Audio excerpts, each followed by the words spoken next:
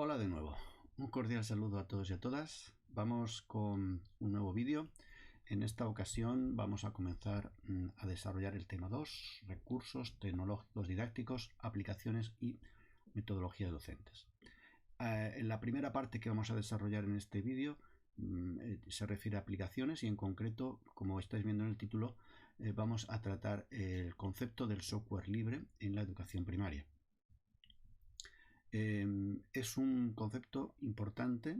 Como habéis visto en la asignatura, todas las aplicaciones que habéis utilizado en los seminarios y las que os hemos pedido que utilicéis para la realización del informe digital o la que vais a tener que hacer con la WebQuest, etcétera, son todas herramientas, aplicaciones que son de software libre. Por lo tanto, sois conocedores, reconocéis ya algunas de estas herramientas, las habéis utilizado, podéis valorar su utilidad, etcétera. Pero aquí sobre todo me gustaría recalcar el concepto y el valor que tiene para la educación. Y por lo tanto en eso me voy a detener.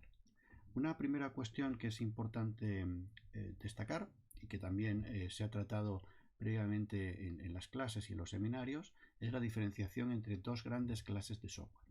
Por una parte el software propietario y por otra parte el software libre. En los inicios de la informática el software era utilizado y los ordenadores eran utilizados por grandes empresas, instituciones de investigación, universidades, y no eran común el uso de particulares, ¿no? Y por supuesto tampoco en los centros educativos de primaria. Y en ese momento el ordenador, la computadora y las aplicaciones o el software era una cuestión que se entendía que iba todo unido, es decir, el que proveía el ordenador proveía también el software y no había ninguna diferencia entre una cosa y otra. Pero con el tiempo, y de hecho, bueno, las primeras aplicaciones, digamos, no tenían un coste económico. El coste venía, digamos, de la infraestructura, del hardware, de la computadora, del ordenador. Y lo otro era, pues, digamos, un servicio que se incluía dentro de todo eso. Pero con el tiempo se fue diferenciando y entonces se desarrollaron algunas aplicaciones con una característica importante, que es la imagen que estáis viendo aquí, con la característica de que el contenido de cómo estaba hecho el software no era público. Es decir, se optó por comercializar el software y en este sentido las empresas decidieron que no deberían dar a conocer, digamos, la receta con la que estaban hechos. Es un símil que a veces se utiliza también en esto. Es como el cocinero que escribe un libro y dice cómo hace un plato, o aquel que lo tiene guardado como un secreto y solo permite a los usuarios que lo puedan degustar, pero no que sepa cómo se ha elaborado, ¿no? Bien, entonces el software propietario se caracteriza por ser un software cerrado, un software, por lo tanto, que no sabemos cómo está hecho, qué es lo que contiene dentro. Lo podemos ver, lo podemos visualizar, lo podemos utilizar, pero tiene características que son, digamos, cerradas. A diferencia del software propietario, tenemos el software libre. El software libre, y esta imagen que tenemos, la reconocéis, ¿no? El pingüino, proviene inicialmente de unos proyectos que se fusionaron, que están trabajando juntos, el proyecto GNU y el proyecto Linux. Bien, y entonces lo que deciden es que el software tiene que tener la característica de ser abierto, es decir, que puede ser conocido como se ha hecho y que debe ser distribuido también libremente. Por lo tanto, adoptan un rol totalmente diferente, entienden el software de una manera totalmente distinta. Por una parte está el software cerrado, basado en licencias restrictivas, y por otra el software libre, basado en licencias abiertas. ¿Qué quiere decir realmente libre? Porque esta es la palabra fundamental, que es un software libre. Pues un software libre es el que da libertades. ¿Y qué libertades ofrece? Pues las que tenemos aquí representadas. Son 4 libertades fundamentalmente. La libertad de usar. Yo puedo utilizar el software libre para cualquier propósito, en cualquier dispositivo en el que lo pueda o quiera instalarlo, ¿vale? Durante el tiempo que considere o que necesite su uso, y por lo tanto tengo libertad para hacer con él lo que desee. Esto en el software propietario, sin embargo, no ocurre. El software propietario no puede ser utilizado, por ejemplo, en cualquier dispositivo. En muchas ocasiones la licencia delimita el uso de ordenadores en los cuales se puede estar instalado. Por otra parte, tampoco tienes una posibilidad de utilizarlo durante todo el tiempo que tú quieras, porque puede tener una limitación temporal y decir, bueno, pues puedes utilizarlo durante 1 año, 2 años, 5 años o unos meses. Por lo tanto, tienes restricciones que el software libre no tiene. Un software libre siempre vas a poder utilizarlo independientemente de tu dispositivo, cuando quieras, como quieras y de la manera que desees. Bien, otra libertad muy importante es la libertad de poder estudiarlo, es decir, de poder conocer cómo está elaborado. El software propietario, su lenguaje de programación, su código fuente es oculto, es privativo, digamos, forma parte del secreto de la empresa. Es como la fórmula de la Coca-Cola, ¿vale? Y por lo tanto, más que un grupo selecto de personas puede conocer esos detalles. Mientras que el software propietario, el software libre es todo lo contrario. El software libre publica en Internet el código fuente y por lo tanto cualquier usuario o cualquier persona que quiera puede acceder y ver cómo está hecho y por lo tanto puede aprender de él. Personas, por ejemplo, que están aprendiendo a programar, pues tienen ahí una opción muy importante, muy interesante para ver cómo está hecho. Personas, por otra parte, que simplemente tienen curiosidad, que están interesadas por conocer, también pueden aprender porque pueden verlo. Por lo tanto, cualquiera que quiera saber cómo se ha elaborado, es como una caja transparente, a diferencia de esa que hemos visto al principio sobre el propietario, que sería una caja cerrada y oculta, ¿no? Que no se puede ver nada. Bien, desde el punto de vista educativo, fijaos que la libertad de estudiar es muy importante, porque permite que todo el mundo pueda aprender a desarrollar tecnologías basadas en la informática, ¿vale? Y esto hoy en día es muy importante. Rompe el monopolio de algunas empresas muy importantes que pueden tener la capacidad de desarrollar esto y hacer que los demás dependan absolutamente de ellos. El software libre hace que esa dependencia se rompa y que ese monopolio no exista y que cualquier usuario, grupos de usuarios, empresas, instituciones puedan desarrollar su software a partir de lo que otros ya han elaborado. Porque precisamente me salto la 2 y voy a la 3 aprovechando esta idea, porque al mismo tiempo que yo puedo estudiarlo, pues saber cómo está hecho, también puedo modificarlo. Puedo hacer cambios en él. Y me diréis, bueno, ¿y esto qué utilidad tiene? Pues mucha, porque fijaos que el software tiene que ser utilizado para determinadas funciones concretas de la vida cotidiana, de la vida empresarial, de la vida académica, y eso requiere adaptación, ¿vale? Frente a un software que haga para todos lo mismo, un software que haga las cosas fundamentales que necesitamos, pero además otras cosas específicas que nos interesan a nosotros. Y por ejemplo, las empresas pueden modificarlo o las instituciones. Un ejemplo claro lo tenéis en el campus virtual, es un software libre el que está funcionando ahí, se llama Moodle. Y nuestra universidad lo ha modificado para adaptarlo a nuestra realidad y a nuestras necesidades y a lo que nosotros queremos hacer con él. ¿De acuerdo?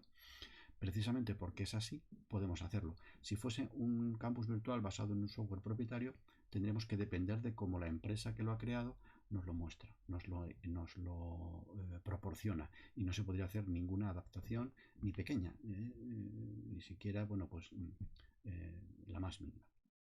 Correcto, de carácter sustancial. Por lo tanto, modificar es otra posibilidad. Y esa libertad, además, tiene un añadido que es interesante, y es decir, yo puedo modificar el código fuente, puedo modificar el software, y además tengo la libertad de comunicarlo o no comunicarlo, ¿vale? Es decir, de poder comunicar a otros, mira, he hecho este cambio y si quieres utilizarlo tú también lo tienes ahí o no hacerlo. En general, quien participa en estos proyectos de software libre suele modificar y también comunicar aquello que ha modificado para que otros puedan también enriquecerse.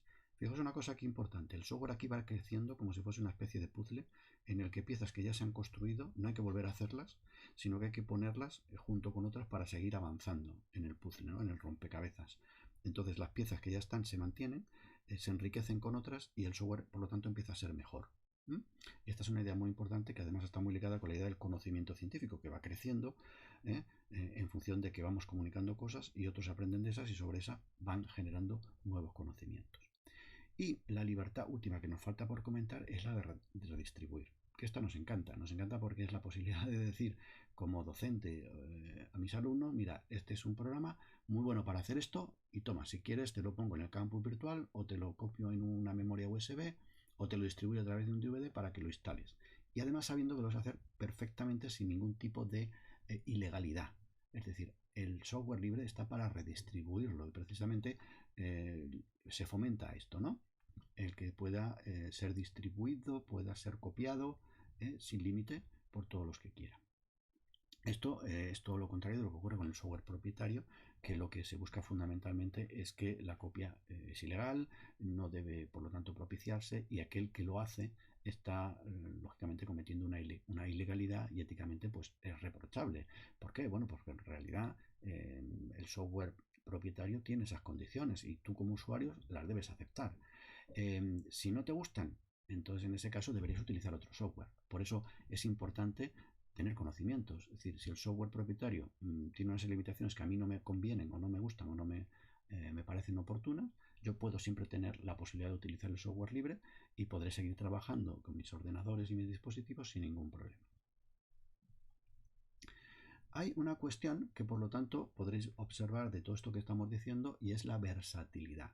Es decir, la capacidad que tiene el software libre para poder ser, en vez de una navaja de un solo uso, como tenéis en la imagen, una navaja multiuso y además con infinidad de funciones, ¿no?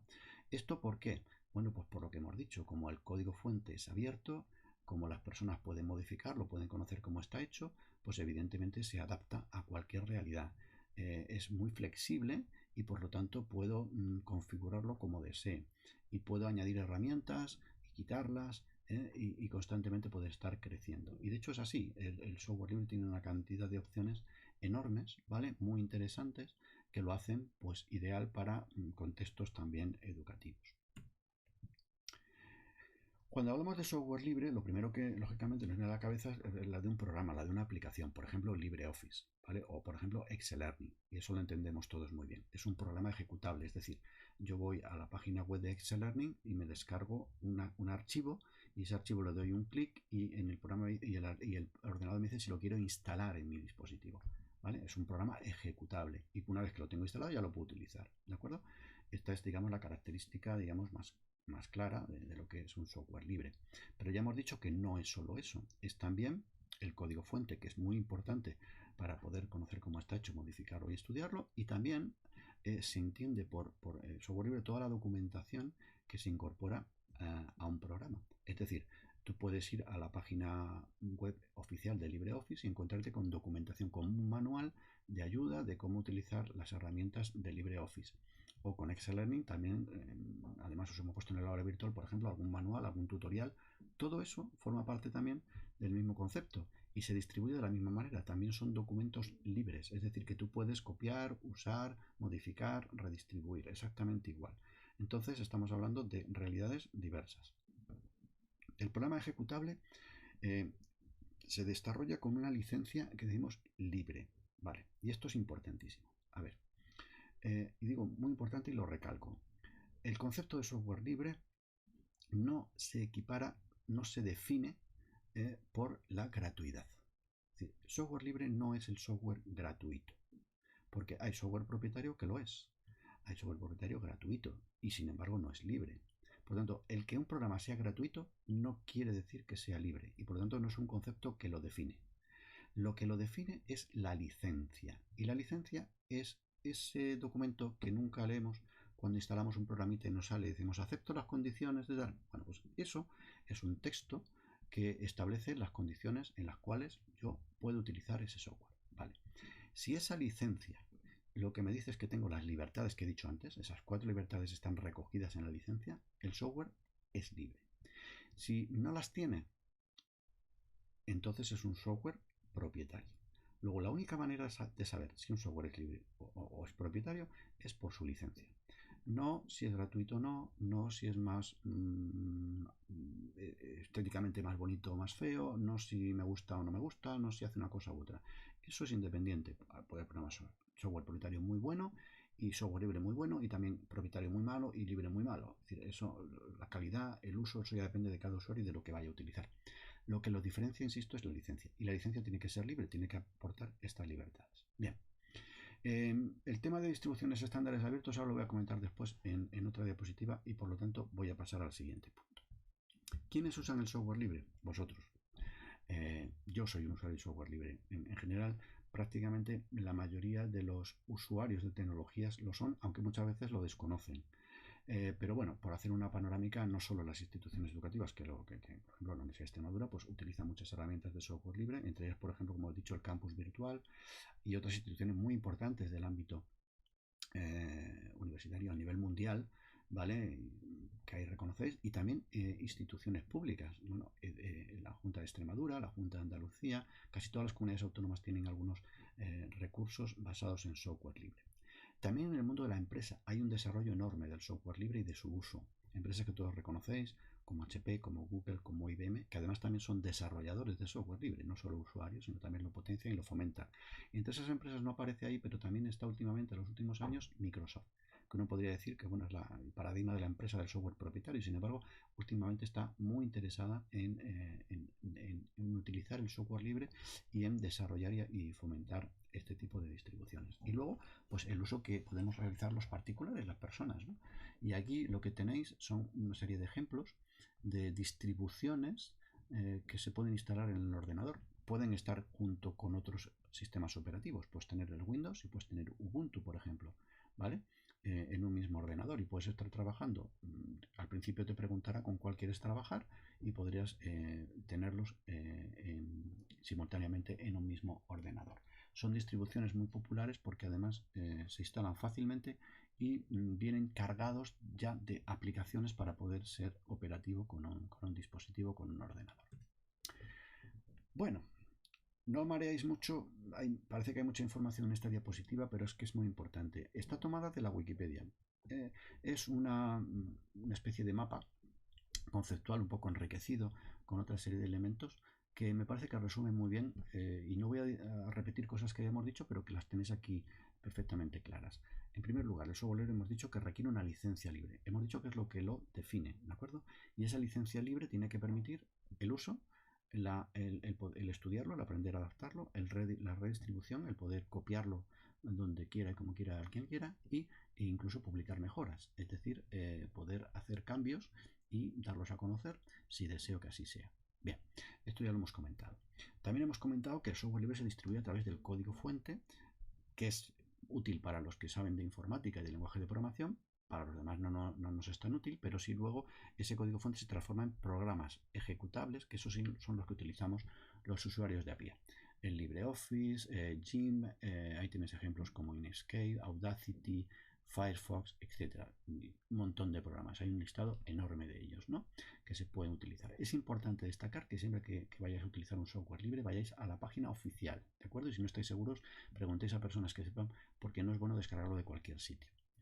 Y cuando hay un conjunto de aplicaciones que se unen en un solo paquete, por entendernos así, de software libre, es lo que llamamos distribución. Una distribución lo que tiene es un sistema operativo, que es lo que permite al ordenador funcionar, junto con todo un grupo de software que ha sido seleccionado y que ha sido ya instalado ahí. De tal manera que cuando instalas una distribución, estás instalando el sistema operativo y todo el conjunto de aplicaciones que venga con él.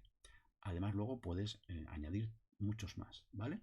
Es una ventaja importante desde el punto de vista educativo, porque tú podrías tener una distribución perfectamente, y esto se ha hecho, ¿no?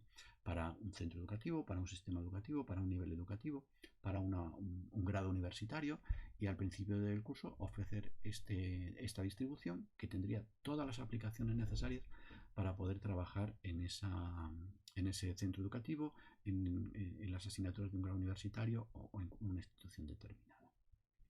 Bien, una cosa que también hemos comentado es que además de todo esto hay también contenidos libres, lo que hemos dicho, ¿no? Toda la documentación que va unida con los programas, tutoriales, todo este tipo de material también se distribuye de esa manera, ¿vale? Y hay otra cuestión también importante, respetan los estándares abiertos. Dije que lo iba a comentar después y aquí está la oportunidad. Estándares abiertos, todos reconocéis, por ejemplo, un PDF o ahora cuando os pedimos que entreguéis los trabajos en formato de Open Document. Bueno, estos son los estándares abiertos. Un estándar, para que lo entendáis fácilmente, es una manera de hacer homogeneizar, digamos, un uso determinado de una herramienta. Por ejemplo, cuando tenemos que cargar un dispositivo, un teléfono móvil, ¿verdad? Si todos utilizamos, si fuese un cargador universal sería muy útil, ¿verdad? Porque cualquiera que en un momento determinado necesite cargar su móvil le pide el cargador a una persona y podría enchufarlo, ¿no? El problema es cuando hay distintas formas de conectarse a un cargador para poder tener la batería a punto. Entonces, es que quiere decir que no hay un estándar, ¿no? El estándar quería decir que hay una homogeneidad y todos podríamos utilizar lo mismo. Esto nos facilita mucho la vida porque, y además, todos los fabricantes podrían hacer y podrían competir entre ellos por tener el mejor cargador del mercado. Bien, si todos tuviésemos el mismo enchufito para poder recargar nuestro teléfono.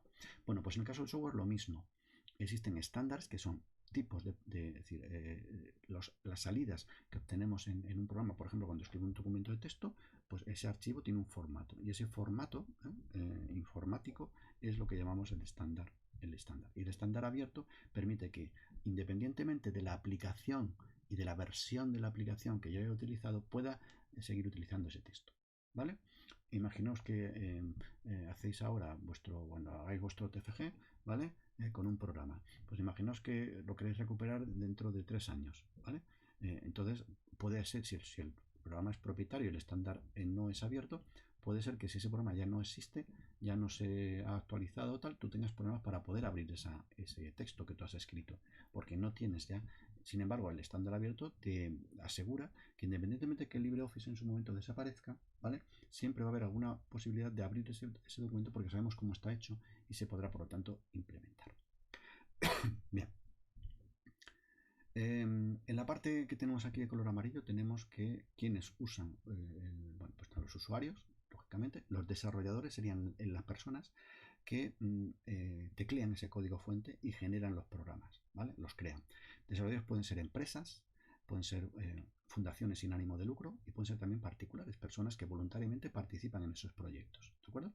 Pero no siempre solo son personas voluntarias, hay también personas que están trabajando y cobran por ello, ¿de acuerdo? Porque son empresas o porque trabajan en una fundación, pero la fundación lógicamente paga también a sus empleados, aunque no tenga un ánimo de lucro. Bien, y luego los usuarios, hemos dicho, pues hay empresas, hay instituciones, hay ONGs, hay universidades, hay países y regiones y localidades que apuestan por el software libre también, ¿vale? Y luego hay soportes. El soporte son pues, personas también, empresas en su caso, que hacen que puedan trabajar en esto. A propósito, cuando decíamos del software libre y la gratuidad, que eso no es una cosa que lo define, con el software libre se puede ganar dinero. ¿De qué manera? Pues no como se gana con el software propietario, que el software propietario se gana dinero comprando una licencia o pagando por una licencia, mejor dicho, ¿no? Es decir, tú pagas por permitirte que uses el software propietario durante un tiempo determinado o con unos ordenadores determinados, unos dispositivos específicos. Es decir, eso es lo que tú pagas, la licencia por utilizarlo. No compras realmente el software, sino compras una licencia para poder utilizarlo. En el software libre no existe ese modelo comercial. Pero sin embargo yo podría ganar dinero, pues por ejemplo haciendo una modificación al software para que una empresa pueda beneficiarse o una institución y por ese trabajo puedo cobrar, evidentemente. También podría, por ejemplo, dar un curso y dar formación y evidentemente puedo cobrar por esa actividad o puedo dar un apoyo técnico a una persona, a una empresa, a una institución para poder instalar este software o para poder utilizarlo en un determinado departamento, para un determinado servicio, etcétera. Es decir, puede haber cantidad de cosas. Y todo eso genera dinero y todo eso es economía y es perfectamente ético, legal, utilizar el software libre con esos fines. ¿De acuerdo? Bien. Y acabamos. El software libre también tiene valores. Lo estamos viendo y comprobando un poco en todo lo que estamos diciendo.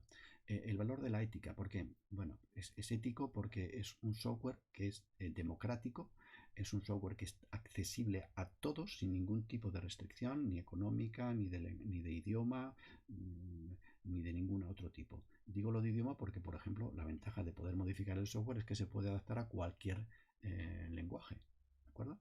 No hay que esperar a que la empresa propietaria decida que el software esté en un determinado idioma para poder utilizarlo en ese idioma. Eso fácilmente se puede modificar. ¿De acuerdo? Entonces, sería un ejemplo. ¿Vale? Entonces, tiene esa ética, la democratización del software, que en la sociedad actual es fundamental que haya acceso a este tipo de recursos. Aparte de eso, la creatividad, evidentemente, puede desarrollar con mucha mayor rapidez y con mucha mayor eficacia cambios en el software. No hay que esperar a que la empresa lo quiera modificar, inmediatamente se podría hacer, teniendo las capacidades lógicamente para ello, o la idea, ¿no? Porque a veces puedes saber programar pero no tener ideas para poder modificarlo, ¿no? Es transparente y por lo tanto en ese sentido es muy seguro. Más seguro en ocasiones que el software propietario porque es abierto y por tanto se sabe cómo está hecho y se pueden ver vulnerabilidades que pueda tener o defectos que puedan encontrarse. Es solidario y por lo tanto, si os dais cuenta, son valores que encajan muy bien con los valores que debe tener un sistema educativo. Y por lo tanto, hay que animar a conocerlo, a utilizarlo y a difundirlo. ¿Cuáles son las razones para usar el software libre en un centro educativo? Bueno, pues aquí vamos a utilizar esta infografía del CEDEC que resume muy bien estas ideas. Promueve la cooperación. Precisamente hace factible que se puedan hacer desarrollos entre centros, entre docentes. Os pongo un ejemplo. Excel Learning recientemente ha tenido una modificación y, por ejemplo, nos ha pedido a algunos usuarios de Excel Learning que lo probemos, que lo veamos y que le demos iniciativas y esos usuarios pues somos o docentes universitarios o docentes de primaria, de secundaria que utilizan la herramienta y que aportan esto.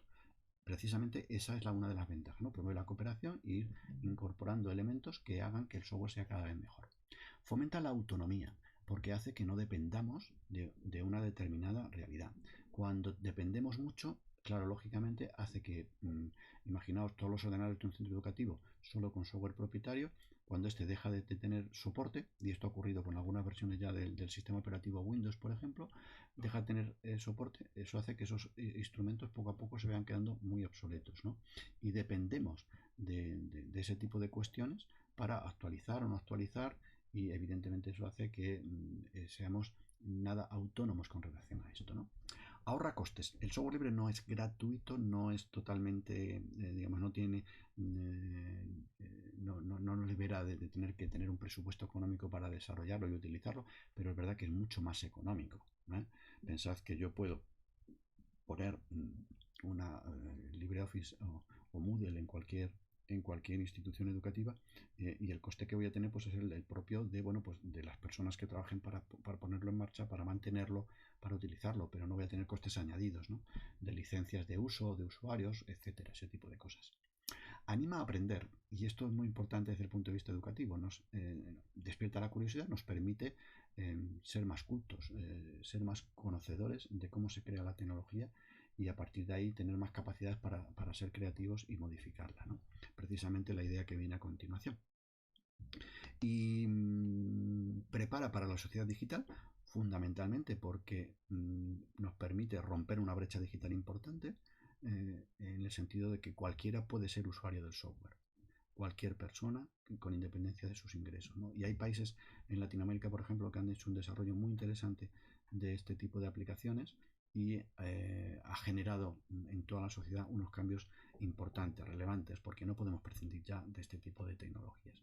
Y por último, bueno, pues educa a ciudadanos independientes, solidarios, que conocen realmente qué tecnologías son las que necesitan, que son críticos también con este tipo de procesos en ocasiones de marketing que nos inundan y que nos hacen ver bueno, ideas que no son las más adecuadas porque tienen unos fines lógicamente comerciales y bueno, nos hace ver que por lo tanto el software es importante y que puede estar disponible para todos.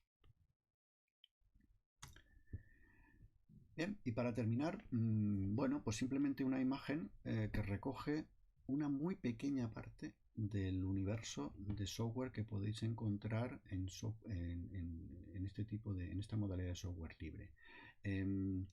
Generalmente, fundamentalmente el mejor es el uso y con el uso se va aprendiendo cómo utilizarlo. Aquí tenéis algunos que ya estáis utilizando y que conocéis bien, como el Excel Learning, que sirve para crear educativos, todas las herramientas de LibreOffice, que sabéis que aparte de la hoja de cálculo, procesador de textos, las presentaciones que se llama Impress, también tiene un módulo específico para fórmulas matemáticas y un programita muy interesante también para el diseño gráfico, se llama Draw. Conocéis navegadores como Firefox, habéis utilizado también o utilizar Scratch, y luego hay otra serie de herramientas interesantes. Bueno, el reproductor multimedia ULC, pues seguro que también lo conocéis, para editar vídeos. Aquí aparece OpenShot. Yo ahora mismo estoy utilizando un software libre que se llama OBS y que es también muy útil y muy bueno. En fin, hay cantidad de cosas que lo bueno es ir descubriéndolas e ir viendo y aprendiendo a utilizarlas para que en su momento, cuando estéis en la escuela con vuestros alumnos y con vuestras alumnas, pues sepáis ofrecerles los recursos que necesitan para poder desarrollar sus aprendizajes con tecnologías. Y nada más, hasta aquí la presentación. Espero que, como siempre digo, este material complemente lo que ya tenéis también en las diapositivas y en el material el documento. Y nada, os emplazo a que en breve publicaré otro vídeo con una segunda parte para hablar de este tema, el tema 2 de nuestra asignatura. Hasta la próxima.